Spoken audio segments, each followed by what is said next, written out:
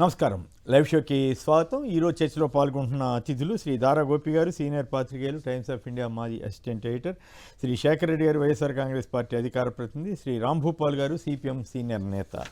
ఇక గోపి గారు చెప్పండి, నిజంగానే ఆశ్చర్యం వేస్తుంది. క్వాంటమ్ వ్యాలీ ఇటువంటి వాటి మీద దేశంలో ఎవరికి తెలియనట్లు ఎందుకు అసత్య వచనాలు పలకటం? ఇప్పుడు ఈ రకంగా సోషల్ మీడియాలో కానీ ఇతరత్ర కానీ విశ్లేషకులు వీళ్ళంతా పరువు పోతుందయా ఏపీదని చెప్పటం, సింగపూర్ వెళ్ళి అసలు తెలుగు వాళ్ళు బతుకుతున్నారంటేనే అన్నట్టుగా చంద్రబాబు గారి విజన్ అన్నట్టుగా చంద్రబాబు గారు ప్రపంచాన్ని శాసిస్తున్నారంటే చంద్రబాబు గారి విజన్ అని చెప్పటం, అమ్మఒడి లోకేష్ గారితో ఈ రకంగా పరస్పరం పొగుడుకోవటం పద్ధతిగా మిగతా వాళ్ళు ఎవరైనా పొగిడితే పర్వాలేదు, కానీ వాళ్ళకి వాళ్ళే చెప్పుకోవడం ద్వారా అది ఆంధ్రప్రదేశ్ పరువుని కాపాడుకున్నట్లయినా, వాళ్ళ పరువుని వాళ్ళ ప్రతిష్టను నిలబెట్టుకుంటున్నట్లయినా? గోపి గారు మీరేమంటారు? రమణన్ గారు, మీకు సాక్షి ప్రేక్షకులకి ప్యానల్కి శుభోదయం. నమస్కారం. ఉదయం చంద్రబాబు నాయుడు గారికి కొన్ని పడికట్టు పదాలు ఉంటాయండి. డెవలప్మెంట్, విజన్, ఇప్పుడు క్వాంటమ్ వ్యాలీ వచ్చేసింది. సో ఇవన్నీ ఆయన మాట్లాడేసి జనాల్ని ఎక్కడికో తీసుకెళ్తున్నట్టుగా బిల్డప్ ఇస్తూ ఉంటారు. అది చాలా సర్వసాధారణం. ఆయన కార్పొరేట్ సెక్టర్ మనిషే కానీ పీపుల్ మనిషి కాదు, ఫార్మర్స్ మనిషి కాదు. అందుకే బెజవాడలో లులు లాంటి ఒక ప్రైవేట్ సంస్థకి భూమిని ఇవ్వడం ఇవన్నీ జరుగుతున్నాయి. సో ఇక క్వాంటమ్ వ్యాలీ సంగతి వస్తే కర్ణాటక మనకంటే చాలా ముందు ఉంది. కర్ణాటక ఆల్రెడీ వాళ్ళు సాధించారు, చేస్తున్నారు కూడా. ఈయన మాత్రం మొత్తం నేనే చేశాను, నేనే తీసుకొచ్చాను, భారతదేశంలో మొదటిసారి అని చెప్తారు. ఇది ఒక్కటే కాదులేండి, హైదరాబాద్ నేనే కట్టానని చెప్తారు, శంషాబాద్ ఎయిర్పోర్ట్ నాదే అని చెప్తారు, రింగ్ రోడ్ నాదే అని చెప్తారు. అలా హైదరాబాద్ అనే దాన్ని ప్రపంచ పటం మీద పెట్టింది నేనే అని చెప్తూ ఉంటారు. అవి వినే వాళ్ళకి బాగానే ఉండవచ్చేమో, కానీ జనానికి చాలా మందికి తెలుసు ఇవి ఆయన అబద్ధాలు చెప్తూ ఉంటారు. అబద్ధాలే నిజమని చెప్పడానికి ఒక అబద్ధాన్ని 100 సార్లు చెప్తారు ఆయన. చెప్తే దాన్ని నిజమని నమ్ముతారు ప్రజలు అనే ఒక పెద్ద విశ్వాసం ఆయనకు ఉంది. అందువల్ల జరుగుతుంది. సరే, చంద్రబాబు నాయుడు గారు లోకేష్ కలిస్తే ఇప్పుడు క్వాంటమ్ వ్యాలీ మీద చాలా ఎక్కువ ప్రచారం చేస్తున్నారు. ఇది మొట్టమొదటిసారి భారతదేశానికి వచ్చేసిందంటే గొప్పగా చెప్పుకుంటున్నారు. కానీ ప్రజలకి తెలుసు, ప్రజలు చూస్తున్నారు, ప్రజలు గమనిస్తున్నారు. ఆయన ఏం చెప్పాడు, ఎన్నికలప్పుడు ఏం చెప్పాడు, ఇప్పుడు ఏం చేస్తున్నాడు అనేది కూడా ప్రజలు గమనిస్తున్నారు, చూస్తున్నారు. ప్రజలు నిర్ణయం తీసుకుంటారు. ఈ వయసులో ఆయనకి ఆయనే చెప్పడం, కర్ణాటక మంత్రి బోసురాజు గారు దాని మీద కామెంట్ చేయటం, అయ్యా ఇది చూడండి మీరు మాట్లాడే చేతలు అని చెప్పి ఇదే కంపెనీ ఇప్పుడైతే ఇక్కడ 8 మరి అదేదో టెక్నాలజీ నాకు కరెక్ట్గా గుర్తులేదు, దీనికంటే 3 రెట్లు ఎక్కువ కెపాసిటీ ఉన్న దాన్ని అక్కడ పెట్టారట, క్వాంటమ్ కంప్యూటర్ని. దాన్ని ఆల్రెడీ కమర్షియల్ కూడా వాడుతున్నారట. రైట్, శేఖర్ రెడ్డి గారు చెప్పండి, మీరేమంటారు? ఇటువంటి వాటి వల్ల చంద్రబాబు గారు ఇంత సీనియర్ కదా, ఇటువంటి వాటి వల్ల పరువుకి ఇబ్బంది కలిగించేలాగా ఎందుకు ఆయన చేసుకోవాలి? నమస్తే అండి కొమ్మరెడ్డి గారు, మీకు అలాగే తోటి ప్యానలిస్టులకి, సాక్షి టీవీ వీక్షకులందరూ కూడా good morning sir. Chandrababu Naidu గారికి ఇదేం కొత్త కాదు సార్. 1990లోని ఎస్టిపిఐ బిల్డింగ్ లో మైక్రోసాఫ్ట్ ఆపరేషన్స్ ఉంటే నేనే మైక్రోసాఫ్ట్ తెచ్చా అంటాడు సార్. సత్యనాదెల్ల గారు 1989లో మైక్రోసాఫ్ట్ ఎంప్లాయీగా అమెరికా వెళ్ళారు సార్. కానీ సత్యనాదెల్లకి నేనే స్ఫూర్తి అంటాడు సార్. ఇలాగే సార్ మొన్న 3 రోజుల క్రితం సార్ చంద్రబాబు నాయుడు గారు ఒక ట్వీట్ వేశారు సార్. ట్వీట్ ఏంటంటే, Andhra Pradesh is set to deploy India's first indigenously built 8 qubit quantum computer this November in Amaravati with support from QPI. QPI వాళ్ళు 8 qubit quantum capacity కలిగినటువంటి ఫస్ట్ ఇండియాలో మొట్టమొదటి క్వాంటం కంప్యూటర్ ని పెడుతున్నారు. ఇది ఆంధ్ర ప్రజలకు గర్వకారణం అని చెప్పి రాశారు సార్. తర్వాత నిన్న ఏదైతే కర్ణాటకకు చెందినటువంటి సైన్స్ అండ్ టెక్నాలజీ మినిస్టర్ గా పనిచేసినటువంటి ఎన్ఎస్ బోస్రాజు పనిచేస్తా ఉన్నారు సార్. ఆయన రాశారు సార్. ఆయన రాసిన ట్వీట్ ఆశాంతం చూస్తే చంద్రబాబు నాయుడు గారికి స్లిప్పర్ షాట్ సార్ అది. ఎందుకంటే sir, for the record, India's first quantum computer build indigenously by QPAI. ఈయన ఏదైతే కోట్ చేశారో చంద్రబాబు నాయుడు గారు, అదే company right here in Bengaluru sir, వినండి sir, right here in Bengaluru Karnataka began its commercial operation since April 2025. నేను November లో start చేస్తున్నాను, మొట్టమొదటిది అని చెప్పేసి డబ్బా కొట్టారు సార్.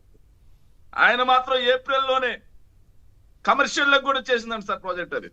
ఓకే. ఇక సార్ వాళ్ళు ఏంటంటే 25 క్యూబైట్స్ సార్, ఇక్కడ 8 క్యూబైట్స్ అయితే 25 క్యూబైట్స్ సార్. అక్కడ లాస్ట్ లో లైన్ రాశారు సార్ చివరిలో సార్, ఏదైతే ఎన్సిబిఎన్ గారిని కోట్ చేస్తూ ఆయన ట్యాగ్ చేసి రాశారు sir. NCBN let us stay rooted in facts and truths while celebrating progress. సంబరాలు చేసుకునే ముందు దాని రూట్ లెవెల్లో ఉన్నటువంటి ట్రూత్స్ ఫ్యాక్ట్స్ తెలియకుండానే మీరు సంబరాలు చేసుకుంటారా బాబు అని చెప్పేసి స్లిప్పర్ షాట్ లా రాశాడు సార్. రాష్ట్రం పరువు గంగపాలైపోయింది సార్. పరువు గంగపాలైంది అట్లా కాదు. ఆ క్వాంటమ్ ఏదో కంపెనీని తీసుకొస్తే ఆ క్వాంటమ్ కంప్యూటర్ పెడితే మంచిదే, దాని వరకు చెప్పుకోవచ్చు. కానీ అతిశయోక్తులు చెప్పుకోవటం వల్ల ఈ అప్రతిష్ట వస్తుందనిపిస్తుంది నాకైతే. అది తీసుకురావడం తప్పని లేకపోతే ఇంకోటి కాదు. ఈ అతిశయోక్తులు అసలు తెలుగువారు నా వల్లే సంపాదించుకుంటున్నారు, అసలు ప్రపంచంలో తెలుగువారు శాసిస్తున్నారంటే చంద్రబాబు గారి విజన్ వల్లే, అమ్మఒడి ఈయనే కనిపెట్టారు, ఇట్లాంటివి చెప్పడం వల్ల బాగా అప్రతిష్ట మరి ఈ వయసులో కూడా తెచ్చుకోవాలా అన్నది నా ప్రశ్న.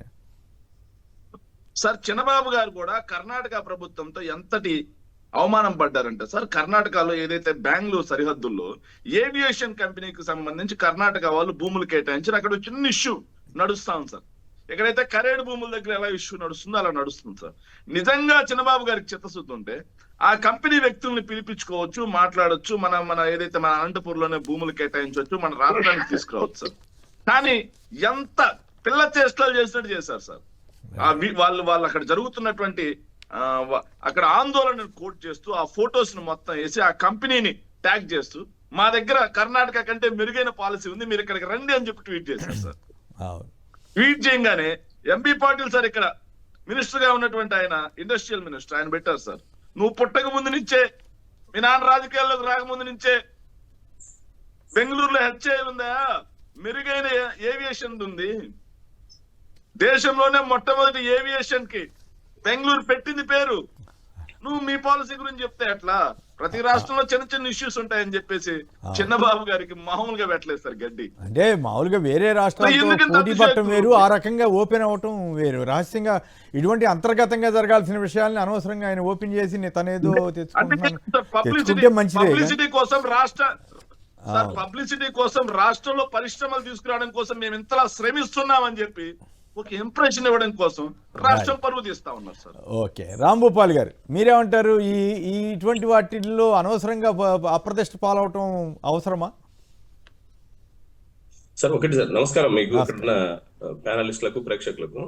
ఒకటి, ప్రభుత్వం అంటే చంద్రబాబు నాయుడు గారి యొక్క స్పెషలైజేషన్ ఏమిటంటే ప్రతి విషయాన్ని తానే సృష్టించినట్టు, తన వల్లే ఇదంతా జరిగిపోతున్నట్టు ఎక్కువ మందిని నమ్మించగలరు. అంటే ఆయన ఒక ప్రచారాలు చేయడంలో, ఒక విషయాన్ని పోస్ట్ చేయడంలో అందరికంటే కూడా చాలా ఎఫిషియన్సీ ఉంది ఆయన దగ్గర. ఎందుకంటే ఏ విషయమైనా చూడండి, బనకచెర్ల ప్రాజెక్ట్ వచ్చినట్లు, నీళ్లు వచ్చినట్లు కూడా మామూలు వాళ్లకు అంత ఇంప్రెషన్ ఇవ్వగలిగినాడు. P4 అమలైనట్లు, మొత్తం బంగారు కుటుంబాలన్నీ బాగుపడిపోయినట్లు, ఈ దెబ్బతో మొత్తం రాష్ట్రంలో పేదరికం అంతా నిర్మూలన అయినట్లు గత 3-4 నెలలుగా జరిగిన ప్రచారం చూసినాం.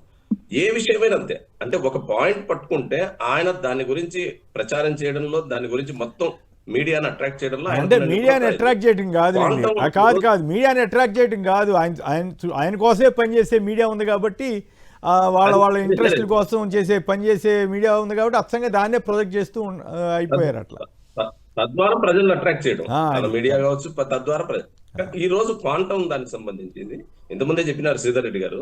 కర్ణాటక మా బార్డర్, ఇక్కడ కర్ణాటకలో ఆల్రెడీ అది వర్కింగ్ లో ఉంది. ఇప్పటికే మనకంటే 3 ఎక్కువ స్థాయిలో అది పరిణామంలో అదే కంపెనీ అక్కడ వర్క్ జరుగుతుంది. ఈ మాత్రం కూడా తెలియదు అనుకోగలమా? ప్రపంచానికి మొత్తానికి అనేక విషయాలు తెలుసు అన్నట్టు చెప్పుకునేటువంటి ముఖ్యమంత్రి పక్కనుండే కర్ణాటకలో మనకంటే 3 పైగా అదే సైజుతో అక్కడ వాళ్ళు పనిచేస్తూ ఇప్పటికే సైన్స్లతో పాటు కమర్షియల్ దాంట్లో కూడా వాళ్ళు ఎంటర్ అయినారు. మరి అంత పెద్ద ఎత్తున జరుగుతుంటే అనవసరంగా మనం మాట్లాడితే రేపు ఏదైనా ఇట్లాంటి విమర్శ వస్తే ఏం జవాబు చెప్పాలా? ఇది మర్చిపోతారు సార్. రేపు దీని గురించి ఎవ్వరు మాట్లాడరు, ఏ మీడియా మాట్లాడదు. కర్ణాటకలో ఉందనే విషయం అసలు ప్రజలకు కూడా తెలియదు, అంతటితో దాన్ని అయిపోతుంది. రేపు నవంబర్ నెలలో ప్రారంభించింది మాత్రమే ప్రపంచంలో మొదటి క్వాంటం. ఇది ఏమైనా ఉంటే వీలైతే మనమే మన రాష్ట్రంలో చంద్రబాబు నాయుడు గారు లేదా వాళ్ళ పార్టీకి సంబంధించిన కొద్దిమంది నాయకులు ఈ క్వాంటమ్ సిస్టాన్ని కూడా కనిపెట్టినారని ఆశ్చర్యపోవాల్సిన పనుల. దీనివల్ల తాత్కాలిక ప్రచారం జరగవచ్చు కానీ అంతిమంగా ప్రజల యొక్క చులకదనానికి కారకులు అవుతారు. అది రైట్. రామస్వామి గారు నకిరేకల్ నుంచి. రామస్వామి గారు నమస్కారం, సంక్షిప్తంగా మాట్లాడండి. నమస్కారం సార్. నమస్కారం, మాట్లాడండి ప్లీజ్. సార్, ఈ చంద్రబాబు నాయుడు గారు ఈ రాష్ట్రంలో జనాన్ని మొత్తం కూడా పన్నుకుంటుంది ఆయన అని చెప్తుంటారు సార్. ఏంటది నాకు ఒక్క నిమిషం సరిగా వినపట్టలేదు. ఒక్క నిమిషం దయచేసి ఆగండి. రెడ్డి గారు తీస్తే మీ వాయిస్ అసలు గందరగోళంగా ఉంది మిత్రమా, గందరగోళంగా ఉంది. దయచేసి మీరేం చెప్తున్నారో అర్థం కావట్లేదు. రైట్, వార్తల్లోకి వెళ్దాం. సభలో సింధూరం, ఆపరేషన్ సింధూర్పై పార్లమెంట్లో కొనసాగిన రభస. పాక్ కాళ్లబేరానికి వచ్చినందుకే ఆపరేషన్ ఆపేశామన్న రాజ్నాథ్ సింగ్. పాక్ మళ్ళీ తోక జాడిస్తే మళ్ళీ సింధూర్ అని హెచ్చరించిన రక్షణ మంత్రి. పహల్గాం ఉగ్రదాడి మాస్టర్ మైండ్ హతం. అలాగే బీసీ కోటాపై ఢిల్లీకి 5, 6, 7 తేదీల్లో హస్తిన కేంద్రంగా కార్యాచరణ. ఎట్టి పరిస్థితుల్లోనూ ముందుకే అంటున్న తెలంగాణ క్యాబినెట్. అలాగే బీసీ బిల్లుపై నమస్తే తెలంగాణలో బీసీ బిల్లుపై కాంగ్రెస్ హ్యాండ్స్ అప్, చలో ఢిల్లీ అంటోందంటూ డోకా గ్యారంటీ అంటూ వీళ్ళు రాశారు. 42% కోటా బాధ్యత బీజేపీదే అన్న మంత్రి పొన్నం ప్రభాకర్ రెడ్డి. కాంగ్రెస్ బీజేపీ కమట ప్రేమ అంటూ మాజీ మంత్రి శ్రీనివాస్ గౌడ్ విమర్శించారు. అలాగే రేవంత్ సైడ్కు మీనాక్షి ఫీల్డ్ కంటూ తెలంగాణ కాంగ్రెస్ ఇన్ఛార్జి మీనాక్షి నటరాజన్ పాదయాత్ర చేయబోతున్నారట. దీని మర్మం ఏమిటో 31 నుంచి ఆగస్టు 6 వరకు ఆవిడ చేస్తారటండి. ఏ రాష్ట్రంలోనూ లేని విధంగా కొత్త వరవడికి మీనాక్షి శ్రీకారం చుట్టారట. మరి తెలంగాణ కాంగ్రెస్ నేతలు రేవంత్ రెడ్డి గారు ఎట్లా రియాక్ట్ అవుతారో చూడాలి. వాళ్ళకి తెలియకుండా జరగదు కదా ఆవిడ కూడా. ఈ టీసీఎస్లో 12,000 ఉద్యోగాలు కోత చాలా దారుణంగా ఉంది. మైక్రోసాఫ్ట్ అయినా మనం విచారం ప్రకటించారు 15,000 ఉద్యోగాలు కోత పడుతున్నందుకు. ఇవన్నీ ఏఐ ద్వారా వస్తున్నందుకు. సో దీన్ని కూడా దృష్టిలో ఉంచుకుని ప్రభుత్వాలు తగు విధాన నిర్ణయాలు చేసుకోగలిగితే మంచిది. లేకుంటే అంతా మళ్ళీ అబద్ధాలు చెప్పినట్టుగాను ఇంకోటి రకంగానూ ఉండకుండా జాగ్రత్త పడాలి. నిలువెత్తు అబద్ధాలకు అసలైన వారసుడు లోకేష్. వాస్తవాలు రాస్తే తట్టుకోలేక అవాకులు చవాకులు. మీ తింగరి చర్యల కారణంగా ప్రభుత్వ స్కూళ్లలో అడ్మిషన్లు పడిపోయిన మాట వాస్తవం కాదా?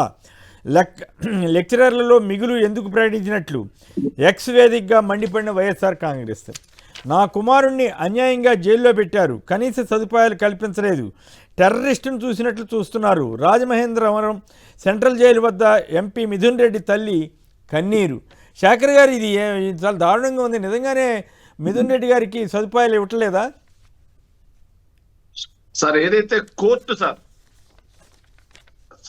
ఆదేశాలు జారీ చేస్తుంది సార్, ఆయన ఒక ఎంపీ గారు, ఆయనకు సంబంధించి సర్వైకల్ పెయిన్ ఉంది, అదేవిధంగా ఆయనకి మెడిసిన్స్ ఇవ్వడమే కాకుండా ఒక అటెండర్ని ఇవ్వాలి, నెలకి ఏదైతే వారానికి ములాఖాతులు ఇవ్వాలి, ఫుడ్ ఇంటి దగ్గర నుంచి తెచ్చుకునే విధంగా వాళ్ళనేసి కోర్టు స్పష్టంగా తీర్పు ఇచ్చిన తర్వాత కూడా జైళ్ల శాఖ అధికారుల కంట అవి కల్పించడం కుదరదంట సార్.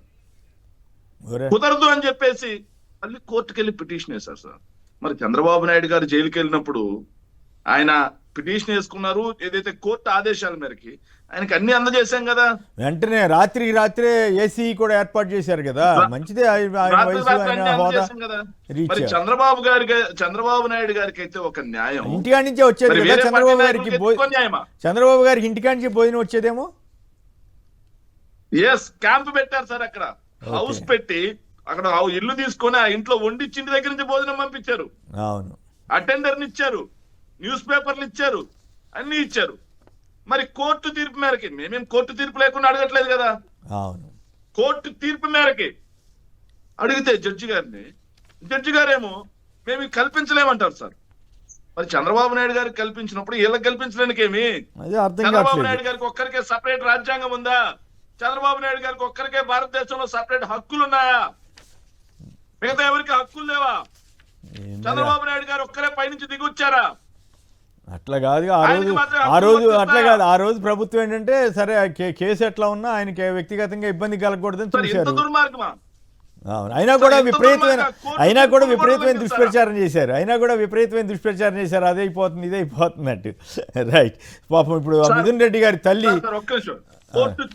కోర్టు తీర్పుని ఎవరైతే ఉల్లంఘించి ఈ రోజు చంద్రబాబు నాయుడు గారి ప్రాపకం కోసం పనిచేస్తా ఉన్నారో ఖచ్చితంగా వాళ్ళు భవిష్యత్తులో తగిన మూల్యం చెల్లించుకోవాలి. కోర్టులు చూస్తూ ఊరుకోవు.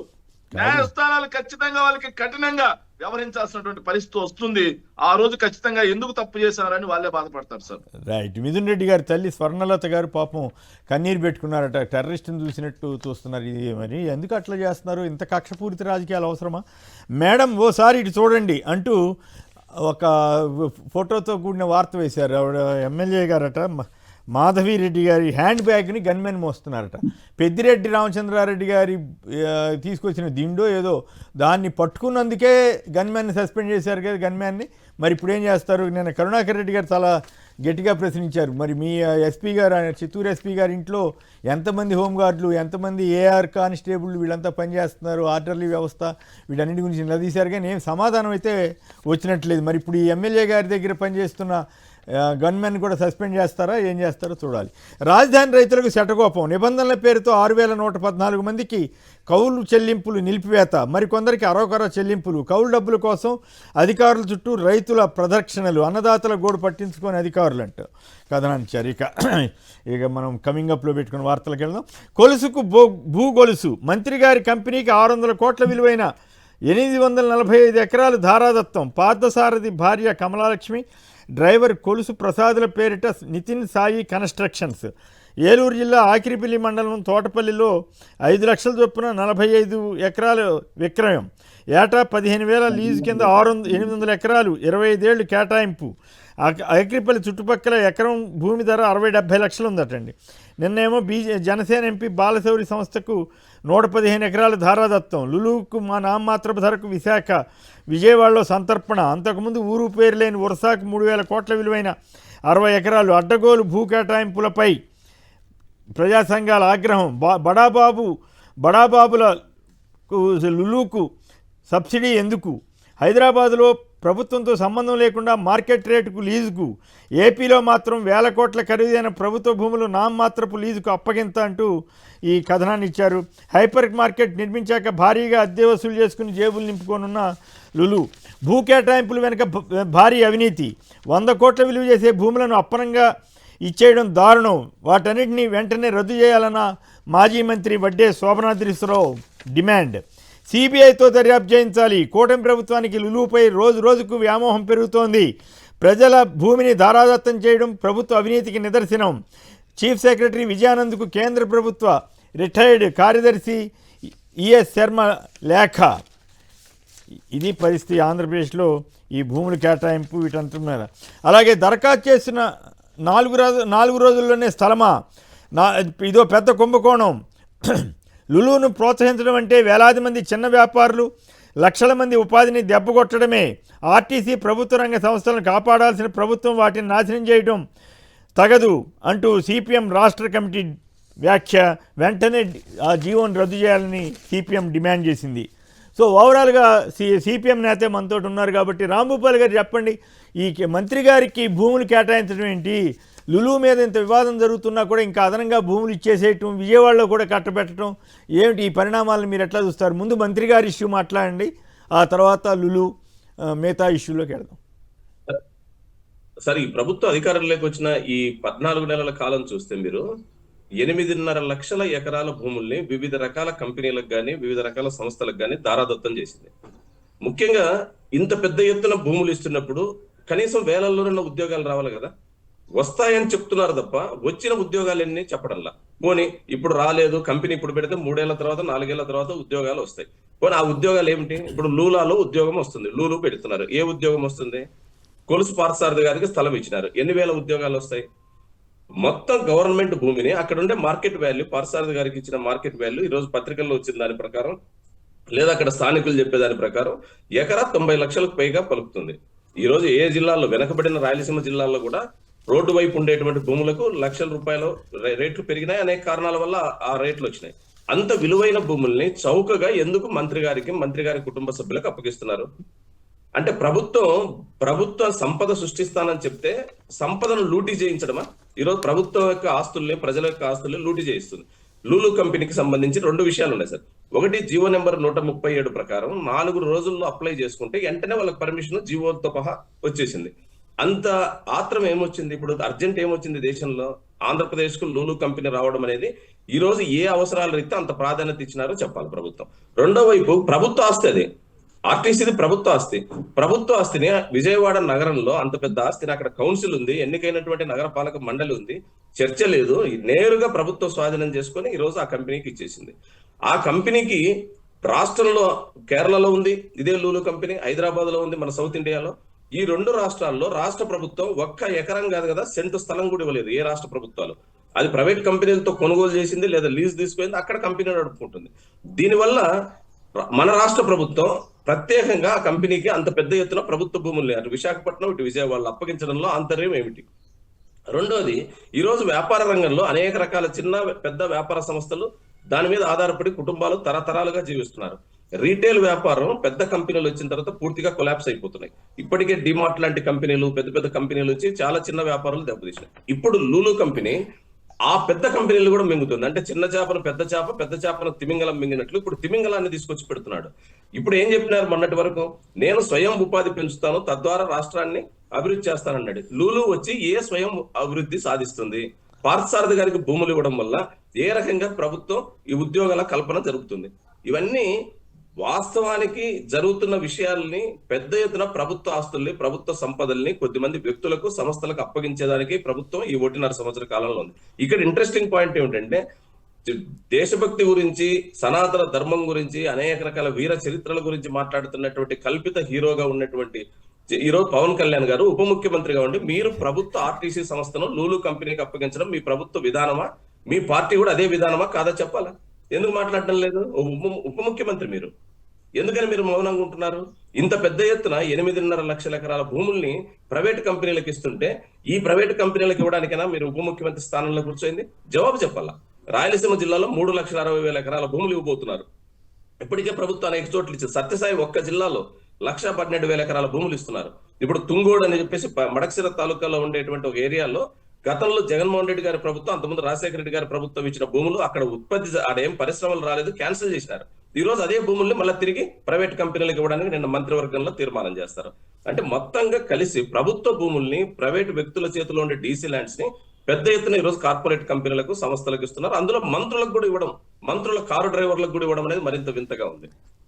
మరింత మీరేంటి పవన్ కళ్యాణ్ పట్టుకుని అంత మాట అనేసారు? కల్పిత హీరో అన్నారంటే ఆయన ఎంత కల్పిత కాదని చరిత్రలో ఇప్పుడు హరిహర వీరమ్మలో కల్పిత గాదే కదా, కల్పిత గాథల్ని నిజమైన చరిత్రకి మనం నమ్మంటున్నాడు. 250 సంవత్సరాల తర్వాత పుడతాడు వీరమ్మలు. చరిత్రలు ఎక్కడ అట్లా పుట్టడు, ఇప్పటి వరకు మనం ఎప్పుడు వినలేదు ఇట్లాంటి చరిత్రలు. కాబట్టి కల్పిత గాథల హీరో ఇప్పుడు ఆయన. కల్పిత గాథల హీరోనా? కల్పిత హీరో అంటేను రైట్. గోపి గారు చెప్పండి, ఏమిటి మంత్రి గారిది ఎంతవరకు వాస్తవం, ఏం కదా ఇంత పెద్ద వార్త వచ్చింది?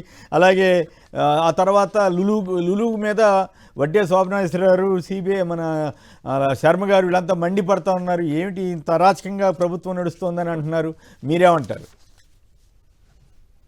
సార్, ఇప్పుడు మంత్రి గారికి కేటాయించిన భూములు తోటపల్లిలో ఉన్నాయండి.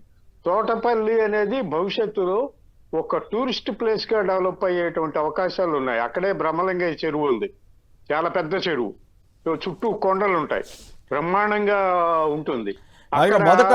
మొదట అక్కడే రాజధాని పెట్టాలని కూడా ప్రపోజల్ వచ్చింది కదా, ప్రపోజల్ అక్కడే వచ్చింది. చాలా మంచి ప్రదేశం అండి, అది చాలా ఆహ్లాదకరంగా ఉంటుంది. చుట్టూ కొండలు, చక్కటి ప్రదేశం, పెద్ద చెరువు, బ్రహ్మలింగయ్య చెరువు. బ్రహ్మలింగయ్య చెరువులో బోటింగ్ పెట్టాలని కూడా గత 3-4 ప్రభుత్వాలు ప్రయత్నం చేశాయి. వైఎస్ ఉన్నప్పుడు కూడా ప్రయత్నం చేశారు. సో అవేమీ జరగలేదు. కానీ అది చాలా విలువైన భూములు, దాదాపు 90 లక్షలు ఎకరం, కోటి రూపాయలు అంత ఉండే అవకాశాలు కూడా ఉన్నాయి. నాకు తెలిసిన ఏరియా అది. సో అట్లాంటి చోట చాలా కారు చౌకగా మంత్రి గారికి కేటాయించడం అంటే ఈ ప్రభుత్వం సంపద సృష్టించింది, మంత్రి గారికి సంపద సృష్టించి పెడుతోంది. అది ఈ సంపద సృష్టి అంటే. చంద్రబాబు గారు ఏం చేస్తారట అక్కడ? నేను మొత్తం చదవలేదు వార్త. ఏం చేస్తారట 800 ఎకరాల్లో? రియల్ ఎస్టేటే కదా అది. రియల్ ఎస్టేట్ ప్రభుత్వం డబ్బులు ఇవ్వటం, భూములు ఎందుకు ఇవ్వాలి నాకు అర్థం కాదు. పోనీ ఇవ్వదలిస్తే కూడా టెండర్లు పిలవటం, అమ్మటం ఎట్లా జరుగుతాయి కదా, ఓ సిస్టమ్ ఉంటుంది కదా. లేదండి, దీన్నే సంపద సృష్టి అంటారు. మంత్రి గారికి సంపద సృష్టి, అది మంత్రులకి సంపద సృష్టించి పెడతాడు. జనానికి కాదు, మంత్రులకి, ప్రైవేట్ కార్పొరేట్ సెక్టర్లకి చేస్తారు. ఇకపోతే లూలు గురించి నేను ఇందాక మొదట్లోనే చెప్పాను, చాలా దుర్మార్గమైనటువంటి ఆలోచన అది. ప్రభుత్వం భూమి ఇవ్వాల్సిన అవసరం ఉంది, అది వ్యాపార సంస్థ అండి. వాళ్ళు వస్తారు, వ్యాపారం చేసుకుంటారు. హైదరాబాద్ లో ఎవరిచ్చారు లులుకి? వాళ్ళు కదా మార్కెట్ రేట్ ప్రకారం లీజుకి తీసుకొని ఆ బిల్డింగ్ లో కడుతున్నారు, వ్యాపారం నిర్వహించుకుంటున్నారు. వాళ్ళని ఇక్కడికి రమ్మనండి, మార్కెట్ రేటుకి తీసుకురమ్మనండి, చేసుకోమనండి. ప్రభుత్వం భూమి ఎందుకు ఇవ్వాలి? ఎన్ని ఉద్యోగాలు వస్తాయి? ఏ ఉద్యోగాలు వస్తాయి? సేల్స్ బాయ్సా, సేల్స్ గర్ల్స్ ఉద్యోగాల లూలులో వచ్చేది? పైగా లూలు లాంటి ఒక పెద్ద సంస్థ అక్కడికి వచ్చిన తర్వాత ఎంతమంది చిన్న చిన్న వ్యాపారస్తులు జీవనోపాధి పోతుంది? ఇది ఆలోచించరా? జీవనోపాధి పోతుంది, రోడ్డును పడతారు కదా చాలా కుటుంబాలు, చిన్న చిన్న కుటుంబాలు, చిన్న చిన్న వ్యాపారాలు చేసుకునే వాళ్ళందరూ రోడ్డుకి రావాల్సిందే కదా. సో ఎందుకు ఈ ప్రభుత్వం? అందుకే నేను చెప్తాను ఎప్పుడు కూడా, చంద్రబాబు నాయుడు అనే వ్యక్తి కార్పొరేట్ సంస్థల, కార్పొరేట్ వ్యక్తుల నాయకుడు కానీ ప్రజల నాయకుడు కాదు.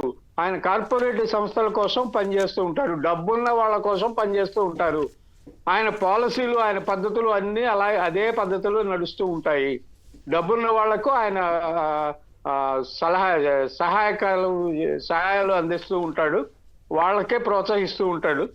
అయితే ఇక్కడ దీంట్లో లులు దాంట్లో అవినీతి ఉందని వడ్డే శోభనాశ్వరరావు అంత సీనియర్ నాయకుడు అంటాం, అట్లాగే శర్మ గారు మాజీ ఐఏఎస్, చాలా ప్రజా విషయాల మీద చాలా యాక్టివ్గా ఉండే మనిషి, సిబిఐ దర్యాప్తు చేయాలంటాం. నిజంగా అవినీతి ఉంటుందా లులు వ్యవహారంలో? ఖచ్చితంగా ఉంటుందండి. ఒక ప్రైవేటు సంస్థకి ప్రభుత్వ భూమి, ప్రైవేటు సంస్థ వ్యాపారం చేసుకోవడానికి ప్రభుత్వ భూమి ఇస్తున్నావు అంటే ప్రతిఫలంగా నీకేం దక్కింది, నీకేమొచ్చింది? ఇది ఖచ్చితంగా ప్రజలు అడుగుతారు.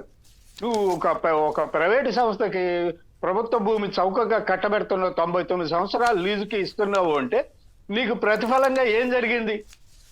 హైదరాబాద్ లో లులుకి దగ్గరనేటువంటి మేలేదో ఇప్పుడు నువ్వు చేస్తున్నావు, దానికి ప్రతిఫలంగా ఏం జరిగింది అనేది ఈఎస్ శర్మ గారు కానీ, లేకపోతే వడ్డే శోభనాద్రీశ్వరరావు, పెద్దలు వడ్డే శోభనాద్రీశ్వరరావు గారిని కానీ ప్రశ్నించడంలో అనుమానం లేదు, అనుమానించాల్సిన అవసరం లేదు. ఖచ్చితంగా వాళ్ళకి ఆ హక్కు ఉంది, వాళ్ళు ప్రశ్నిస్తారు. జవాబు చెప్పుకోవాల్సిన బాధ్యత చంద్రబాబు పైన ఉంది. చంద్రబాబు ఇప్పుడు జవాబు చెప్పకుండా వదిలేసినా కూడా చరిత్ర ఆయన్ని వదిలిపెట్టదండి. లులుకి ఇవ్వడం అనే దాన్ని మాత్రం ఖచ్చితంగా ఎవ్వరూ సమర్థించరు. దీన్ని భవిష్యత్తులో ఆయన దానికి క్షమాపణ చెప్పుకోవాల్సిన బాధ్యత అవసరం కూడా రావచ్చు, ఆ సందర్భం కూడా రావచ్చు. రైట్. అంటే ఇంతకుముందు ఆ స్వరాజ్ మైదాన్ పీడబ్ల్యూ గ్రౌండ్ అనేవాళ్ళం మా చిన్నప్పుడు, దాన్నే చైనా మాల్కో దేనికో ఇచ్చేపోతే అప్పుడు పెద్ద కలదరైంది. చైనాకి ఇవ్వడానికి ప్రయత్నం చేశారు, చైనాకి ఇవ్వడానికి ప్లాన్ చేశారు. అది స్వరాజ్ మైదానం, మధ్యలో ఉన్న రోడ్డు, ఆ పక్కన ఉన్న గెస్ట్ హౌస్, ఇవన్నీ కలిపి ఇచ్చేసేయడానికి ప్రయత్నం చేశారు. ఇప్పుడు రాజ్భవన్కి అప్పుడు జనం తీవ్రమైనటువంటి నిరసన చెప్పారు. ఇప్పుడు మరేమి ఆర్టీసీ వాళ్ళు చెబుతున్నారు, కానీ ప్రజల్లో దీని మీద నిరసన రాలేదా? విజయవాడ ప్రజల్లో పర్వాలేదులే అనుకుంటున్నారా? లేదు సార్, ప్రజలు ఏమీ ఒప్పుకోరండి. ప్రజలకి తెలియదా ఏంటి ఇది? ప్రభుత్వ భూమిని ప్రైవేట్ స్థలాలకి, ప్రైవేట్ సంస్థలకి. విశాఖలో 13 ఎకరాలు, ఇక్కడ 4.5 ఎకరాలు, ఏంది ఇది? మరి ఒక ప్రైవేట్ పక్కనే అక్కడ చూసాం కదా, పీవీపీ మాల్ అని, క్యాపిటల్ మాల్ అని, ఇంకా వేరే ఉన్నాయి కదా. వాళ్ళకి ఎవరు ఇచ్చారు? మరి ఇప్పుడు వీళ్ళకి కూడా ఇస్తారా మరి వీళ్ళు అడిగితే? రైట్. శేఖర్ గారు చెప్పండి, మీరే ఉంటారు. దీంట్లో అవినీతి ఉందని వడ్డే గారు వీళ్ళంతా ఆరోపిస్తున్నారు. సార్, అధికారం రాగానే మనం ప్రమాణ స్వీకారం చేసేటప్పుడు ఏం చేస్తామంట సార్, నా అధికారాన్ని వ్యక్తిగత ప్రయోజనాల కోసం వాడుకోనని అని చెప్పి ఒక లైన్ ప్రకారం మనం దైవ సాక్షిగానో, మనస్సాక్షి ప్రకారమో, లేకపోతే ఇంకో సాక్షి ప్రకారమో ఒక మంత్రిగా ప్రమాణ స్వీకారం చేసేటువంటి వ్యక్తి ప్రమాణం చేయాల్సినటువంటి అవసరం ఉంది. ప్రమాణం చేశారు కూడా సార్, కానీ ఆ ప్రమాణాలు తుంగలో దొక్కి సార్ ఈరోజు అధికారాన్ని వ్యక్తిగత ప్రయోజనాల కోసం, ఆర్థిక ప్రయోజనాల కోసం వాడుకుంటున్నారు సార్ ఈ తెలుగుదేశం పార్టీ ప్రభుత్వ హయాంలో. జనసేన పార్టీకి చెందినటువంటి ఎంపీ బాలశౌరి గారి ఏదైతే తనయుడు సార్ అనుదీప్ వల్లభనేని, ఆయన అనీషా ఫుడ్స్ అండ్ ఫ్యూయల్స్ పేరు మీద ఆయన ఒక కంపెనీ రన్ చేస్తా ఉన్నారు సార్. మల్లవల్లి దగ్గర సార్ ఎకరా ₹1,00,00,000 ఉంది సార్. విజయవాడ చుట్టుపక్కల ఎవరిని అడిగినా చెబుతారు సార్, మల్లవల్లి దగ్గర ఒక ఎకరా ఎంత ఉందా అంటే మినిమం ₹1,00,00,000 నడుస్తా ఉంది సార్. కానీ అక్కడ వాళ్ళకి దాదాపుగా ఎన్ని ఎకరాలు కేటాయించారంటే సార్, మల్లవల్లి దగ్గర వాళ్ళకి ఏదైతే మల్లవల్లి దగ్గర వాళ్ళకి ఎకరం 16.5 లక్షల చొప్పున సార్, ఎకరం 16.5 లక్షల చొప్పున 115.65 ఎకరాలు భూమిని వాళ్ళకి కేటాయించారు సార్. అమ్మేశారు సార్ పూర్తిగా, లీజ్ కాదు సార్ ఇది. అంటే దాదాపుగా 19 కోట్లకి ఇచ్చారు సార్. కానీ వాస్తవ ధర ఎంత అంటే అక్కడ ఏదైతే 115 కోట్ల రూపాయల పైగా వాస్తవ ధర ఉంది సార్. 115 కోట్ల రూపాయలు వాస్తవ ధర ఎక్కడ? 19 కోట్ల రూపాయలు ప్రభుత్వం తీసుకుంది ఎక్కడ? సో 100 కోట్ల సంపద వచ్చేసింది వాళ్ళకి ఈ లెక్కన. 100 కోట్ల రూపాయల అది సంపద చెప్పేది correct. ఎంపీ గారికి వచ్చేసింది సార్. అదే ఎంపీ గారికి వచ్చేసింది సార్. అవును. సో ఇంత దుర్మార్గం. ఇక పార్థసారథి గారి అంశం తీసుకుంటా సార్. పార్థసారథి గారు వాళ్ళ యొక్క నితిన్ కన్స్ట్రక్షన్స్ అనేది పూర్తిగా కన్స్ట్రక్షన్ కంపెనీ. వాళ్ళకి ఏదైతే బీసీజీకి సంబంధించి ఏదైతే బయోగ్యాస్ ప్లాంట్స్ ఉంటాయి కదా సార్, రిలయన్స్ వాళ్ళు పెడుతున్నారు, దాంట్లో ఎలాంటి అనుభవం లేదు సార్. కానీ వాళ్ళు బయోగ్యాస్ కంపెనీ ఒకటి పెడతాం మేము, సో పర్ డే వచ్చేసి 20 టీపీపీ మేము సామర్థ్యంతో మేము ఒకటి పెడతామని చెప్పి ప్రభుత్వం ముందుకు వచ్చి అనుమతులు చేస్తారు సార్. 3 రోజులే సార్. 3 రోజుల్లో ఏలూరు జిల్లా ఆగిరిపల్లి మండలం తోటపల్లి వద్ద సార్ మొట్టమొదటిగా ఏం చేస్తారంటే సార్ 45.6 ఎకరాలని అమ్మేస్తారు సార్ కంపెనీకి అమ్మేస్తారు సార్. రిజిస్ట్రేషన్ ఎకరా ఎంతో తెలుసా సార్? 6 లక్షల రూపాయలు సార్. 5 లక్షల రూపాయలు ఎకరా. 5 లక్షల రూపాయలు చొప్పున 45 ఎకరాలని దారాదత్తం చేస్తారు సార్. 1 కోటి రూపాయలు ఉంది సార్. 45 కోట్ల రూపాయలకు సంబంధించినటువంటి ఆస్తిని కాస్త 45 × 5 90 లక్షల రూపాయలు కట్టబెడతారు సార్.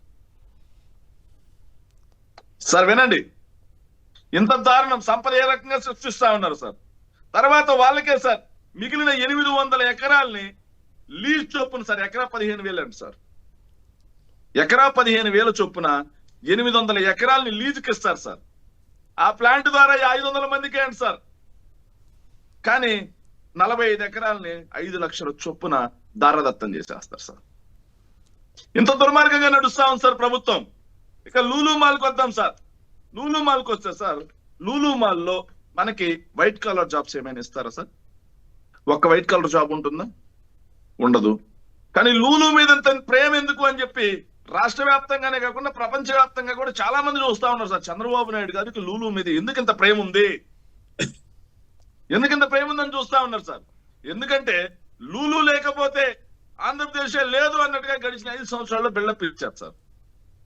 లూలియే రాష్ట్ర పరిశ్రమలకు ఊతం అన్నట్టు మాట్లాడారు సార్.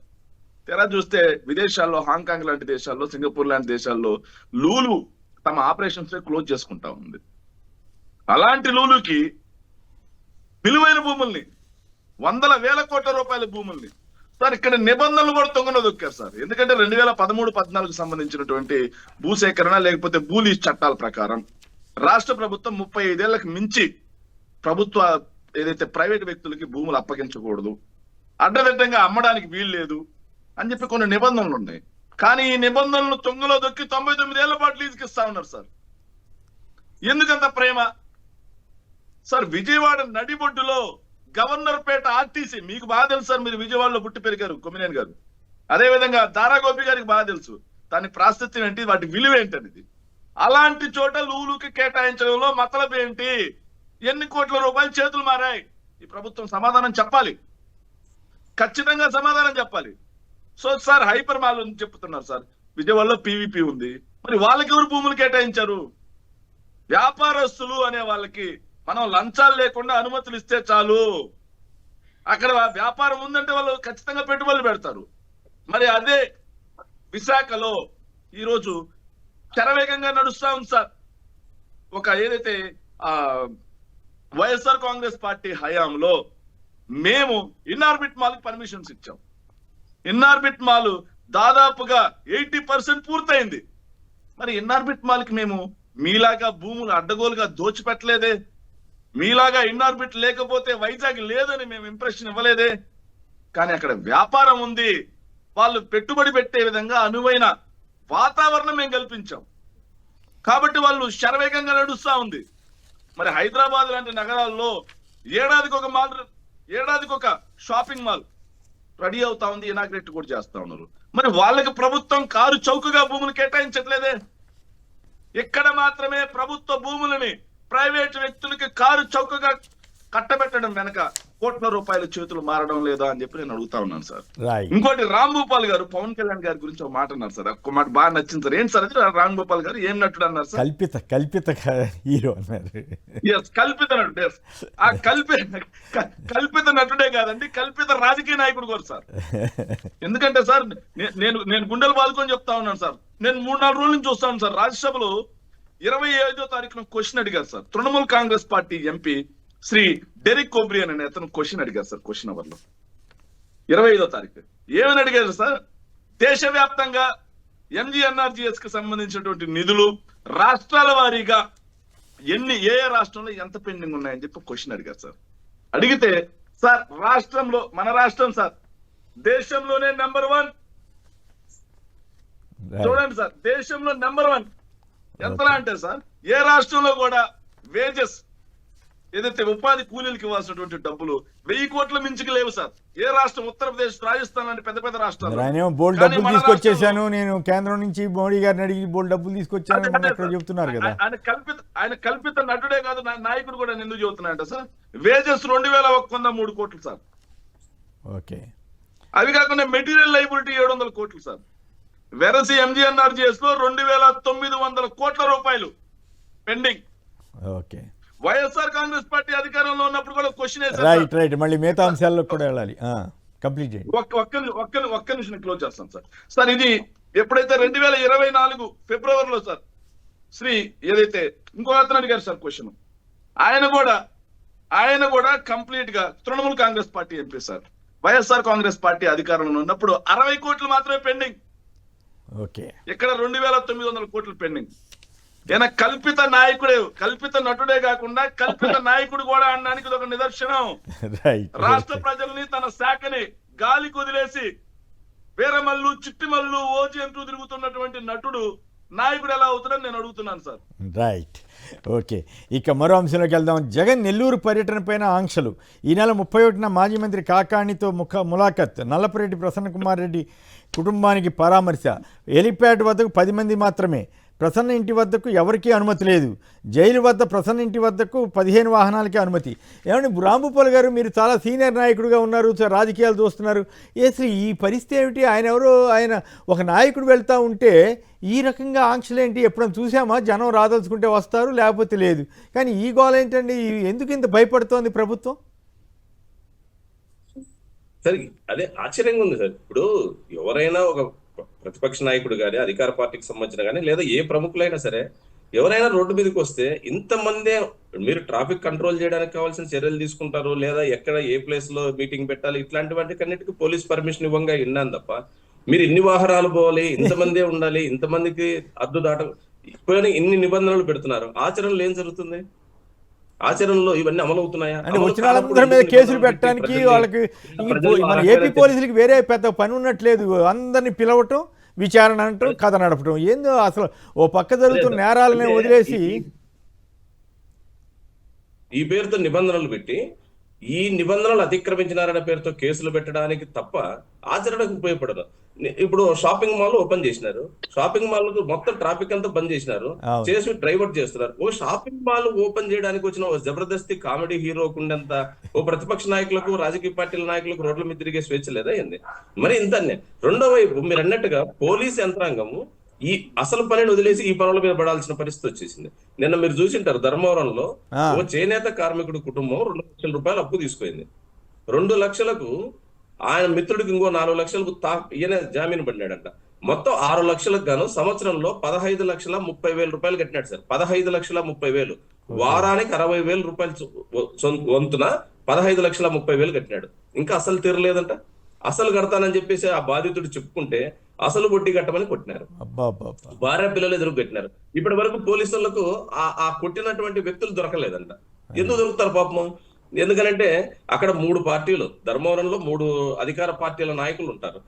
తెలుగుదేశం నాయకుడు వస్తే ఆయన పోలీసు పోవాలా, మంత్రి గారు బీజేపీ నాయకుడు ఆయనంట పోవాలా, జనసేన నాయకుడు ఉంటారు. వీళ్ళ చుట్టూ తిరగడం సరిపోయింది. అసలు పోలీసులు దొంగలు పట్టుకోవడం, రౌడీలు పట్టుకోవడం ఎప్పుడు సాధ్యమవుతుంది? అందుకనే ఈ నిబంధనల పేరుతో లా అండ్ ఆర్డర్ ఎట్లా ఇన్బ్యాలెన్స్ అవుతుంది. అనేక మంది అమ్మాయిల మీద అత్యాచారాలు, అనేక సంఘటనలు మనం చూస్తున్నాం. వాటికి ఈ నిబంధనలకు ఉండే సారూప్యతను కూడా మనం అర్థం చేసుకోవాలి. ఒకవైపు ప్రభుత్వం నియంత్రించి ప్రతిపక్షాల గొంతు నొక్కడమే కాదు, రెండో వైపు ప్రజల యొక్క శాంతి భద్రతలకు సంబంధించిన సమస్యలు కూడా గాలి కుదిలేస్తుంది. ఇది సరైనది కాదు. ఇప్పటికైనా ప్రభుత్వం ఆలోచించాలి. వాస్తవానికి నేను పర్సనల్ గా చెప్పదలుచుకుంది, ఎవరి మీద అయితే ఎక్కువ నియంత్రణ పెడతారో వాళ్ళకి ఎక్కువ ప్రచారం కలుగుతుంది, ఎక్కువ ప్రజలు కూడా ఆసక్తిగా చూస్తారు. మొన్న మామిడి రైతుల దగ్గర జరిగిన సంఘటన మనం చూసినాం. ప్రభుత్వం అంత పెద్ద ఎత్తున నియంత్రణ పెట్టకపోతే ఒరిజినల్ రైతులు మాత్రం అక్కడ ఉండేవాళ్ళు.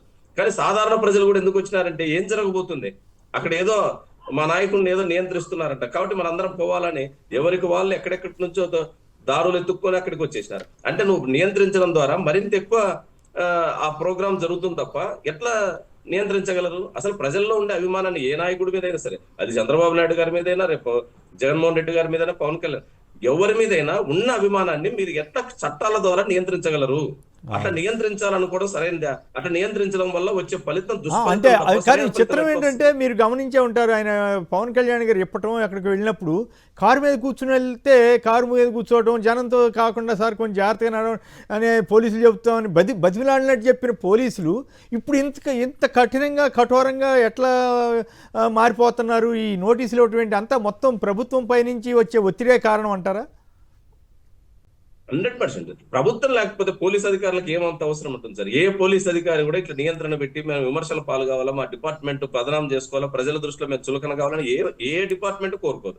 అందులో పోలీసు అసలు కోరుకోదు, ఎందుకంటే సహజంగానే పోలీసుల పట్ల ప్రజల్లో భిన్నాభిప్రాయాలు ఉంటాయి, అందుకని సహజంగా కోరు. కానీ ప్రభుత్వం ఇంత పెద్ద నియంత్రణ చేయడంలో ఉద్దేశం ఒకటి, కేసులు పెట్టడానికి ఇది ఒక మార్గంగా చూస్తున్నట్టుగా ఈ రోజు కనపడుతుంది. సార్ రాంభూపాల్ గారు ఒక్క నిమిషం, ఒక చిన్న పాయింట్ అండి. పోలీస్ వ్యవస్థ ఎంతలా పనిచేస్తుంది అన్నదానికి ఒక చిన్న ఉదాహరణ చెప్తాను సార్. మాది నెల్లూరు జిల్లా ఉదయగిరి నియోజకవర్గం సార్, సీతారాంపురం మండలం, మా సొంత మండలం సార్. నిన్న మా ఊరు నుంచి ఒక ఫోన్ వచ్చింది సార్. ఏంట్రా అంటే, సార్ జనసేన పార్టీ ఆఫీస్ కి ఒక వ్యాపారం చేసుకునే వ్యక్తి వాళ్ళ షట్టర్ ని ఆఫీస్ కి ఇచ్చారు సార్.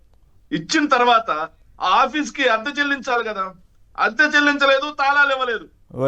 మొన్న అడిగితే తాళాలన్నా ఇవ్వండి అయ్యా అంటే దౌర్జన్యంగా అతని మీద చెయ్యి చేసుకొని కొట్టి సార్, తిరిగి మళ్ళీ అతని మీదనే కేసు పెట్టారు సార్. కేసు పెట్టి పాపం మళ్ళీ ఎస్పీ ఆఫీస్కి వెళ్ళి నిన్న స్పందనలో కంప్లైంట్ ఇచ్చారు సార్. కానీ ఆంధ్రజ్యోతిలో ఏమని వేస్తారో తెలుసా సార్? జన సైనికులపై వైసీపీ మూకల దాడి అని వేస్తారు సార్. మురికి వార్తలు రాయకపోతే వాళ్ళు మీడియా ఎందుకు అవుతారు? ఇప్పుడు ధర్మంగా రాస్తే తప్పు కాదు. అసలు నిజంగా మనస్సాక్షి ఉందా సార్? పాపం సార్, ఆయన అద్దె డబ్బులతో బతికే వాళ్ళు వాళ్ళ షాపును తీసుకొని జనసేన పార్టీ కార్యాలయానికి డబ్బు అట్లాగా ఇప్పుడు దీని గురించి కూడా చెప్పండి. మరి జగన్ గారు టూర్ మీద ఈ ఆంక్షలు పెట్టారు కదా, ఎట్లా ఎదుర్కోబోతున్నారు సార్? ప్రపంచంలో చరిత్ర మొత్తం చూసాం సార్ మనం. మితిమీరిన ఏదైతే నియంత ధోరణి, మితిమీరినటువంటి అనగదొక్కడం నుంచే విప్లవం స్టార్ట్ అవుతుంది సార్, ప్రజా విప్లవం. సార్ జగన్మోహన్ రెడ్డి గారి విషయం లేదు సార్. జగన్మోహన్ రెడ్డి గారు నల్లపురెడ్డి ప్రసన్న కుమార్ రెడ్డి గారి ఇంటి దగ్గరికి వెళ్ళాలండి సార్, వెళ్ళొచ్చంటే తప్పలేదు సార్. కానీ జగన్మోహన్ రెడ్డి గారితో ఒక్కరు కూడా వెళ్ళకూడదు సార్. ఆయన ఏమన్నా ప్రజానాయకుడు అనుకుంటున్నారా, లేకపోతే కల్పిత నాయకుడు అనుకుంటున్నారా? ఆయన జనంలోంచి పుట్టిన నేత, జననేత, ప్రజానాయకుడు. బయటకు వస్తే జనం, ఆ జనాన్ని ఎట్లా ఆపుతారు? జగన్మోహన్ రెడ్డి గారిని ఆపగలరు, జగన్మోహన్ రెడ్డి గారి చుట్టూ ఉన్న నాయకులను ఆపగలరు.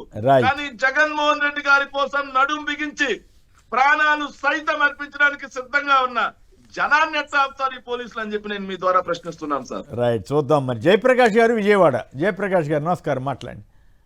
గుడ్ మార్నింగ్ అండి. నమస్కారం.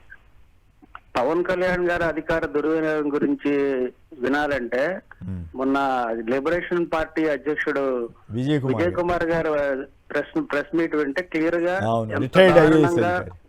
చాలా క్లియర్ గా ఎక్స్ప్లెయిన్ చేశాడు ఆయన విత్ ఎవిడెన్స్. చంద్రబాబు నాయుడు గారు అధికార దుర్వినియోగ అవినీతి గురించి చెప్పాలంటే వడ్డే శోభనాథ్ గారు ప్రెస్ మీట్ చూస్తే తెలిసిపోతుంది. వీళ్ళిద్దరు ఏ పార్టీ, వైసీపీ చెందిన వాళ్ళు కాదు, ఇంకోటి కాదు, వాళ్ళు న్యూట్రల్ పీపుల్. లేకపోతే Shobhanath Rao MP, TDP ex MP Vijayawada, మాజీ మంత్రి కూడా చేశాడు. ఇంతకంటే ఎవిడెన్స్ అక్కర్లే. పవన్ కళ్యాణ్ ఇంత దిగజారిపోతాడని నేను అసలు ఊహించలేదా? పాపం ఏం చేద్దాం, పదవి అట్లా అనిపిస్తుంది, పదవి అట్లా ఆ స్థాయికి తీసుకెళ్తుందేమో. సుధాకర్ రెడ్డి గారు, కాణిపాకం. సుధాకర్ రెడ్డి గారు నమస్కారం, సంక్షిప్తంగా. కొమ్మినేని గారు, మీకు పెనలోని సభ్యులందరికీ నమస్కారం. ఈ ఫస్ట్ రెండు విషయాల గురించి, ఫస్ట్ లూలు సంస్థ గురించి చెప్తాను. బెంగళూరులో చిన్నపాటి బేకరీలు నడుపుతుంది కొమ్మినేని గారు ఈ లూలు సంస్థ. బెంగళూరు అంటే 15-20 మందికి ఉపాధి కల్పించే చిన్న బేకరీలు నడుపుతుంది. ఆ లెక్క తీసుకుంటే డిమార్ట్ అనేది 1000 మందికి ఉద్యోగాల అవకాశాలు కల్పిస్తుంది. DMart biggest mall, big Bazaar లెక్కనే డిమార్ట్ కూడా హైదరాబాద్ లో ఉంది, బెంగళూరులో కూడా బిగ్ మార్ట్లు ఉన్నాయి వాళ్ళది, డిమార్ట్ వాళ్ళది. తమిళనాడు నుంచి వచ్చింది కదా. వాళ్ళు 1000 కోట్లు టర్న్ ఓవరింగ్ ఉంది, వాళ్ళు 1000 కోట్లు. అవును, అలాంటి సమస్యలు విశాల్ మార్ట్ ఉంది. ఇట్లా మాటలు బెంగళూరులో చాలా మనకి బోర్డు వచ్చినాయి కదా, రత్నదీప్ అని, ఇట్లాంటి విజేత అని, క్యాపిటల్ అని, ఇట్లా చాలా రకరకాల వచ్చినాయి కదా. మహా అంటే అక్కడ చిన్న చిన్న లూలు బేకరీస్ మట్టుకే బెంగళూరులో ఉన్నాయి, కానీ లూలు మార్ట్ ఎక్కడ బెంగళూరులో లేదు. కేరళలో కూడా వీళ్ళు పెద్ద మార్ట్లు ఏమీ లేవు. కొచ్చిన్ లో ఉంది, ఏదో ఒక్క జాగాలో ఉంది అంటే ఎక్కువ లేదు. ఈయన కేరళకు సంబంధపడిన వ్యక్తి. హైదరాబాద్ లో ఏదో పెట్టాడు అనుకుంటారు, కానీ హైదరాబాద్ లో ప్రైవేట్ దాంట్లో పెట్టుకున్నాడు ఆయన వ్యాపారం చేసుకుంటున్నాడు. కానీ ఏపీలో మాత్రం పిలిచి మరీ పెద్ద పెద్ద 13 ఎకరాల ఒక చోట, ఇక్కడ 4 ఎకరాలు ఒక చోట ఎందుకు ఇస్తున్నారు, 100 కోట్ల వ్యవహారంగా మార్చింది. కొంత ఒక 1000 మందికో 2000 మందికో ఉపాధి కల్పించే సంస్థ వాళ్ళకు ప్రభుత్వ భూములు ఇచ్చినా సంతోషం. ఈ 15 మంది 20 మందికి ఉపాధి కల్పించే వాళ్ళకంతా ఇవ్వడం అనేది అది బాధాకరం అనిపిస్తుంది. ఇంకొక రెండో విషయం, బంగారుపల్లికి వచ్చినప్పుడు హెలిప్యాడ్కి 50 మందిని పర్మిషన్ ఇచ్చారు, 500 మందిని పర్మిషన్ ఇచ్చారు. ఇప్పుడు నెల్లూరుకి వచ్చేందుకు హెలిప్యాడ్ 10 మంది అయిపోయారు, వేరే ఒకటికి ఏదీ లేకుండా పోయారు. నెక్స్ట్ వచ్చి హెలిప్యాడ్ కు 3 ఇస్తారేమో, వేరే దానికి 2 ఇస్తారేమో.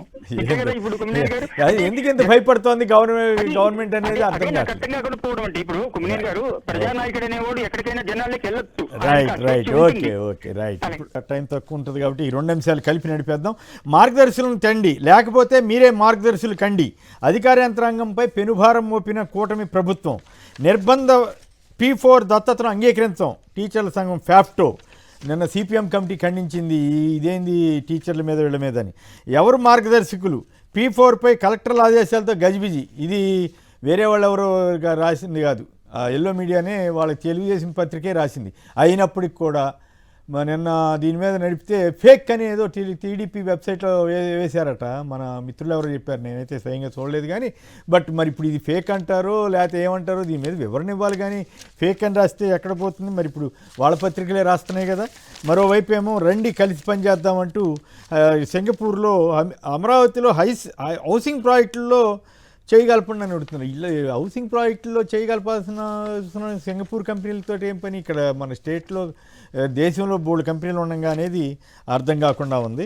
విజయవాడకి మెట్రో రైల్ ప్రాజెక్టులకు టెండర్లు కూడా పిలిచారట, సంతోషం. సో ముందుగా గోపి గారు చెప్పండి, ఏమిటి మార్గదర్శులది పెద్ద గొడవ అవుతూ ఉంటే ఏదో మరి దాని మీద ప్రభుత్వం రియాక్ట్ కాకపోవడం, ఏకంగా అసలు టీచర్ల మీద, ఉద్యోగస్తుల మీద, అధికారుల మీద ఈ ఒత్తిడి పెట్టడం ఏంటి? ఇంకోవైపు హౌసింగ్ ప్రాజెక్టులకి సింగపూర్ కంపెనీలు పిలవడం ఏంటి?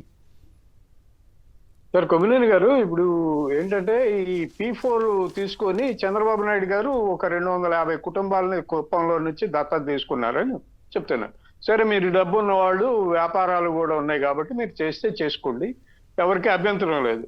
వ్యాపారస్తులు గతంలో కూడా నేను చెప్పాను, కార్పొరేట్ సోషల్ రెస్పాన్సిబిలిటీలో చాలా కంపెనీలు ఈ ఆర్థిక సాయం చేస్తూ ఉంటాయి పేదలకి, స్వచ్ఛంద సంస్థ కార్యక్రమాలు ఏవో చేస్తూ ఉంటాయి.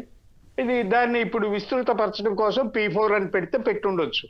అయితే దాన్ని బలవంతంగా రుద్దే ప్రయత్నం చేయడం, ఉపాధ్యాయులు ప్రభుత్వ ఉద్యోగుల మీద రుద్దేసి మీరు నెలకెంత ఇవ్వాలి, ఇన్ని కుటుంబాలను దత్తత తీసుకోవాలని బలవంతం చేయడం, ముఖ్యంగా కలెక్టర్లు ఉత్తర్వులు ఇవ్వడం అనేది చాలా తీవ్రమైన విషయం. ప్రభుత్వానికి తెలియకుండా ఇస్తారా? ఉపాధ్యాయులు కాదు ప్రభుత్వానికి తెలియకుండా కలెక్టర్లు సొంతంగా అయితే ఇవ్వరు కదా. కలెక్టర్లు సొంతంగా ఇవ్వరండి, ప్రభుత్వం చెప్తుంది. ప్రభుత్వం ముఖ్యమంత్రి సూచనలు చేస్తాడు, ఇలా ప్రభుత్వ ఆర్టీసీ ఉద్యోగులు, ఉపాధ్యాయులు, రెవెన్యూ ఉద్యోగులు, డిఫరెంట్ విభాగాలకు సంబంధించిన ప్రభుత్వ ఉద్యోగుల్ని కనీసం ఒక్కొక్క ఉద్యోగి వాడి జీతాన్ని బట్టి అంటండి, జీతాన్ని బట్టి ఎన్ని కుటుంబాలని దత్తత తీసుకోవాలి వాళ్ళు అనేది కలెక్టరు నిర్ణయిస్తారంట. ఇది చాలా దుర్మార్గంగా ఉంది. అదే ప్రతి ఎంప్లాయీ కూడా ఈఎంఐల పేరుతోటి నానా చావులు చేస్తున్నాడు. పిల్లల చదువులకి, పిల్లల పెళ్లిళ్ళకి, కుటుంబ నిర్వహణ కోసం ప్రతి ప్రభుత్వ ఉద్యోగికి ఈఎంఐ ఉందండి, అందులో అనుమానమే లేదు. ఆ ఈఎంఐలు కట్టుకోవడానికే వాళ్ళకి శక్తి చాలడం లేదు. ఇలాంటి పరిస్థితుల్లో కుటుంబాలను దత్తత తీసుకొని ఏం చేస్తారు? వాళ్ళ పిల్లలను చదివించుకోవడానికే వాళ్ళకి డబ్బులు సరైన సమయంలో సమకూర్చక బయట వడ్డీలు తీసుకొని ఈఎంఐలు కట్టుకుంటున్నారు. మరి ఈ ప్రభుత్వం చెప్పేటట్టు ఇట్లా చేస్తే మాత్రం చాలా తీవ్రమైన వ్యతిరేకత వస్తుంది. అధికారులు, ప్రభుత్వ ఉద్యోగులు దిగుబడి చేసే అవకాశం కూడా ఉంది, అందులో అనుమానం ఏం లేదండి. ఇదైతే పద్ధతి కాదు. చాలా మంది జిల్లా కలెక్టర్లు ఉపాధ్యాయుల పైన, ప్రభుత్వ ఉద్యోగుల పైన ఒత్తిడి చేస్తున్నారు అనేది మాట వినిపిస్తోంది. ఇదైతే పద్ధతి కాదు. కార్పొరేట్ సెక్టర్లోకి వెళ్ళండి, CSR కి మించి వాళ్ళు ఏమైనా చేయగలరేమో తీసుకోండి వాళ్ళ దగ్గర నుంచి, దాన్ని సమర్థిస్తాం, దాన్ని స్వాగతిస్తాం, కానీ ప్రభుత్వ ఉద్యోగుల మీద రుద్దితే కుదరదని. రాంభూపాల్ గారు, మీ CPM రాష్ట్ర కమిటీ ఆల్రెడీ ఖండించింది ఈ పరిణామాల మీద. కానీ తెలుగుదేశం పార్టీ వారేమో ఇటువంటి ఏం జరిగినా ఫేక్ అని ప్రచారం చేస్తున్నారంటే ఏది వాస్తవం ఏది అవాస్తవం? ఇవాళ వాళ్ళ పత్రికే రాసింది కదా, ఏది కలెక్టర్ల మీద పెట్టి రాస్తున్నారు, నేను DO మీద పెట్టి రాస్తే ఏది వాస్తవం? నిజంగా అట్లాంటి పరిస్థితి ఉందా లేదా? మనకేమీ అక్కడ లేకపోతే పని కట్టుకుని ఎప్పుడూ చెప్పాల్సిన అవసరం లేదు, చెప్పకూడదు కూడా. ఒకటి ఈ ప్రభుత్వం పేదరికాన్ని నిర్మూలించడానికి P4 ద్వారా నేను మొత్తం పేదరికాన్ని నిర్మూలిస్తాను అన్నాడు. అంటే ప్రభుత్వ బాధ్యత నుంచి తప్పుకొని ఇదంతా ఎవరో కొద్దిమంది దాన హృదయం కలిగిన వాళ్ళు, ఆస్తి కలిగిన వాళ్ళు, వాళ్ళ సహాయంతో పేదరికాన్ని నిర్మూలిస్తానన్నాడు. సరే, ఎవరైనా నిజంగా అట్లా స్పందించి తోటి వారిని ఆదుకుంటే మానవత్వంతో ఖచ్చితంగా మనం దాన్ని అభినందించాలి. కరోనా టైంలో అట్లాంటి వాళ్ళు చాలా మంది సహాయపడినారు కాబట్టి ఆ మేరకు ప్రజల ఆరోగ్యాలు కాపాడుకోవడానికి కొంతైనా ఉపయోగపడదు. కానీ ఇది అట్లా కాదు. ప్రభుత్వమే సమావేశాలు జరిపి, మీరు ఇప్పుడు చర్చిస్తున్నది మన ప్రభుత్వ ఉద్యోగులే సార్. ప్రభుత్వ ఉద్యోగులతో పాటు వ్యాపార సంస్థల యొక్క యజమానుల సంఘాలను పిలిచి ఖచ్చితంగా మీ వ్యాపార సంస్థ ఇంతమందిని దత్తత తీసుకోవాల్సిందే అని నిబంధన పెడుతున్నారు. డ్రగ్స్ మెడికల్ షాపులకు సంబంధించిన ఓనర్స్ అసోసియేషన్, సివిల్ సప్లైస్ సంబంధించి స్టోర్ డీలర్, ఎక్సైజ్ శాఖ వాళ్ళు, బారు ఇప్పుడు ఏదైతే మద్యం షాపులు అమ్ముతున్నారో వాళ్ళను, అనేక వ్యాపార సంస్థల్ని పిలిచి వాళ్ళ ద్వారా ఒత్తిడి పెంచి ఈ రోజు టార్గెట్స్ నిర్ణయిస్తున్నారు. దీని అంతటి కారణం ఎవరు? జేసీ గారికో కలెక్టర్ గారికి అంత ఇంట్రెస్ట్ ఏముంటుంది? పైన ప్రభుత్వం చెప్తుంది మీ జిల్లాలో ఇంతమందితో కంపల్సరీ చేయాలి. ఏం చేస్తారు వాళ్ళు పాపము? ఎవరైతే అనుకోగా, ఎవరైతే తమకు మాట చెప్తే వింటారో, భయపడతారో, భయపెట్టడానికి స్కోప్ ఉందో అట్లాంటి వాళ్ళని ఎన్నుకొని వాళ్ళ మీద టార్గెట్స్ పెడుతున్నారు. రెండోది ప్రభుత్వ ఉద్యోగుల మీద టార్గెట్స్ పెడుతున్నారు. ఎంతమంది గోపి గారు చెప్పినట్లు ప్రతి ఉద్యోగ ఆర్థిక ఇబ్బందులు, ప్రతి ఉద్యోగే కాదు ప్రతి మనిషి ఈ రోజు ఆర్థిక ఇబ్బందుల్లో ఉంటున్నారు. ఇట్లాంటి స్థితిలో పక్క వాళ్ళని దత్తత తీసుకోవడం ఏమిటి? తల్లిదండ్రులే పోషించలేక వీధులు నెడుతున్న సందర్భాలు మనం చూస్తుంటే, చిన్న పిల్లల్ని, తమ పుట్టిన పిల్లల్ని సాక్కోలేక చంపేసుకుంటుంటే మరి ఎక్కడో ఉన్న వాళ్ళు దత్తత ఎట్ట తీసుకుంటారు? ఒకవేళ ఇంత బలవంతాల దత్తత ఇప్పించినారో అనుకుందాం, రేపు వాళ్ళని నిజంగా వాళ్ళు కంటిన్యూ చేయగలరా? ఈరోజు టెక్నికల్ గా మీకు అంకెల్లో సరిపోవచ్చు, ఇంతమంది మేము అనుకున్నాం టార్గెట్ రీచ్ అయినామని, నిజంగా వాళ్ళు కొనసాగిస్తారా? గతంలో ఇదే చంద్రబాబు నాయుడు గారు జన్మభూమి కమిటీల పేరుతో, ఆ రోజు జన్మభూమి పేరుతో చాలా గ్రామాలు దత్తత తీసుకున్నారు. సచిన్ టెండూల్కర్ గారు నెల్లూరు జిల్లాలో దత్తత తీసుకున్నారు, శ్రీధర్ రెడ్డి గారికి బాగా తెలుసుంటది. అదే విధంగా మహేష్ బాబు గారు ఆ రోజు దత్తత తీసుకున్నారు, చాలా మంది ప్రముఖులు తీసుకున్నారు. ఇదే చంద్రబాబు నాయుడు గారు ఆ రోజు దత్తత కూడా తీసుకున్నాడు. ఈ గ్రామాల పరిస్థితి ఏమిటి? ఈ గ్రామాలన్నీ సంపూర్ణంగా అభివృద్ధి అయిపోయినాయి. అంటే చంద్రబాబు గారు అప్పట్లో ఉప ఎన్నికలు వచ్చిన నియోజకవర్గం వల్ల నేను దత్తత తీసుకుంటున్నానని చెప్తుండేవాళ్ళు. నంద్యాల ఉప ఎన్నికల్లో మీకు అందరికి గుర్తుంది కదా సార్, నంద్యాల ఉప ఎన్నికలు ఈ గ్రామాన్ని ఈ పట్టణాన్ని నేను దత్తత తీసుకున్నానండి. ఏమైందో మనకు తెలుసు. ఈ రోజు P4 అనే పథకం ద్వారా పేదల్ని ప్రభుత్వం ఆదుకునే బాధ్యత నుంచి తప్పుకోవడానికి ఆడుతున్నటువంటి ఒక పెద్ద మోసపూరితమైన చర్య. అందుకనే CPM గా మేము దీన్ని తీవ్రంగా కండి. ఒకటి, ప్రభుత్వ ఉద్యోగుల మీద ఒత్తిడి పెంచడమే. రెండోది, ప్రభుత్వం చేయాల్సిన పనుల్ని ఆ బాధ్యత నుంచి తప్పుకుంటూ ప్రజల్ని గాలి కుదిరేయడం, పేదల్ని గాలి కుదిరేయడం. శేఖర్ గారు సంక్షిప్తంగా ఒక మాటలో మీరు కూడా చెప్పండి, క్లోజ్ చేయండి సార్. ఒకటి, ప్రభుత్వం ప్రజల పాలనని, ప్రజల సంక్షేమాన్ని పట్టించుకోవాల్సినటువంటి ప్రభుత్వం ప్రైవేట్ వ్యక్తుల మీద ఆధారపడడం అంటారు సార్ దీన్ని. ఇంకోటి నేను చెప్తాను సార్, దాతలు ఎవరైనా స్వచ్ఛందంగా ఇవ్వాలి సార్. దాతల్ని బెదిరించి నువ్వు ఇవ్వాల్సిందే అనే విధానం ఏంటో అర్థం కావట్లేదు సార్. సార్ ఒకటి నేను చివరిగా ముగిస్తాను సార్. నేను నాకు చిన్నప్పుడు చదువు చెప్పిన ఒక టీచర్ కి నిన్న ఫోన్ చేశాను సార్. ఫోన్ చేసి సార్ అంటే, చెప్పు శేఖర్ రెడ్డి అంటే, సార్ నేను ముందు ఖర్చు వేస్తున్నాను సార్ మీ దగ్గర అని అడిగాను సార్. ఎందుకయ్యా అని అడిగాడు. అంటే మీరు ఇద్దరిని దత్తత తీసుకోవాలి కదా సార్, నన్ను ఒకరిని తీసుకోండి సార్ వాళ్ళు అని చెప్పి నిజంగానే అడిగాను సార్. అడిగితే ఆయన అన్నాడు, ప్రభుత్వానికి కొంచెమైనా బుద్ధి ఉందా లేదా అయ్యా, మాకు వచ్చే జీతం డబ్బులతో మా పిల్లలకి ఫీజులు కట్టలేకపోతున్నాం, మరి మేము మిమ్మల్ని దత్తతలు తీసుకుంటే మా పిల్లల్ని మా అమ్మ నాన్న ఎవరు దత్తత తీసుకుంటారని అడిగారు సార్. రైట్, ఒకటే ప్రశ్న, సమాధానం లేదు సార్. నిజంగా జరిగిందో లేదో కానీ మీ ఉపమానం అయితే సరదాగా ఉంది, ఇంట్రెస్టింగ్ గా ఉంది సార్. నిజంగా నేను అబద్ధాలు చెప్పండి సార్, నేను చెప్తాను సార్. మీకు కావాలంటే చర్చ అయిపోయిన తర్వాత ఐవర్తో కూడా మాట్లాడిస్తాను సార్. చిన్నప్పుడు చదువు చెప్పిన ఐవర్ ఆయన. ఓకే, అట్లయితే రేపో ఎల్లుండో ఎప్పుడోసారి నా ఫోన్ ప్రోగ్రామ్ లో ఆయన నెంబర్ ఇచ్చి మాట్లాడిస్తుండే, అప్పుడు నమ్ముతాను గట్టిగా. మీరు అబద్ధం చెప్పారని కాదు, మీరు అబద్ధం చెప్పారని కాదు, బట్ ఒక ప్రజలకు కూడా, వినే వాళ్ళకి కూడా వాస్తవాలకు తగ్గట్టుగా ఉంటుంది అనిపిస్తుంది అంతే. దారా గోపి గారు, శేఖర్ రెడ్డి గారు, రాంభూపాల్ గారు, అందరికి కూడా ధన్యవాదాలు. ఇది నేటి చర్చా కార్యక్రమం. నమస్కారం.